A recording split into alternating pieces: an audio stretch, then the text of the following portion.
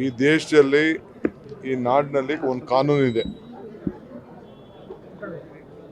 ಎಷ್ಟೆಷ್ಟು ಒಂದು ವ್ಯಕ್ತಿ, ಕುಟುಂಬ, ಸಂಸ್ಥೆ ಡ್ಯಾಮೇಜ್ ಮಾಡೋಕ್ಕೆ ಸಾಧ್ಯನೋ ಡ್ಯಾಮೇಜ್ ಮಾಡಿದ್ದಾರೆ. ಈಗ ನನಗೆ ತಿಳಿದಂಥ ನನಗಿರೋ ಸರ್ಕಾರಿ ಮಾಹಿತಿ ಬಗ್ಗೆ ನಾನು ಮಾತಾಡಲಿಲ್ಲ. ಆ್ಯಸ್ ಎ ಪರ್ಸ್ನಲ್ ನನಗೂ ಗೊತ್ತಿರುವಂಥ ವಿಚಾರ, ಧರ್ಮಸ್ಥಳದಲ್ಲಿ ಏನು ನಡೀತಾ ಇದೆ, ಅವರ ಯಾವ ಸಂಪ್ರದಾಯದಲ್ಲಿ ಬೆಳೆದಿದ್ದಾರೆ, ಅವರ ಪದ್ಧತಿ ಏನು, ಇದೆಲ್ಲ ನಾನು ನಮ್ಮದೇ ಆದಂಥ ಅನೇಕ ಅನುಭವದಿಂದ ನಾನು ಮಾತಾಡಿದ್ದೀನಿ. ಏಕೆಂದರೆ ಅವರ ವ್ಯಕ್ತಿತ್ವನೇ ಬೇರೆ. ಸೊ ಆ ಸಂಸ್ಥೆಗೆ ಡ್ಯಾಮೇಜ್ ಆಗ್ತಾ ಇತ್ತಲ್ಲ ಅನ್ನೋದು ನಮಗೆ ಭಾಳ. ಏಕೆಂದರೆ ಧರ್ಮಸ್ಥಳ ಅಂತ ಹೆಸರು ಬರಬೇಕಾದ್ರೆ ಅದಕ್ಕೆ ದೊಡ್ಡ ಇದೆ.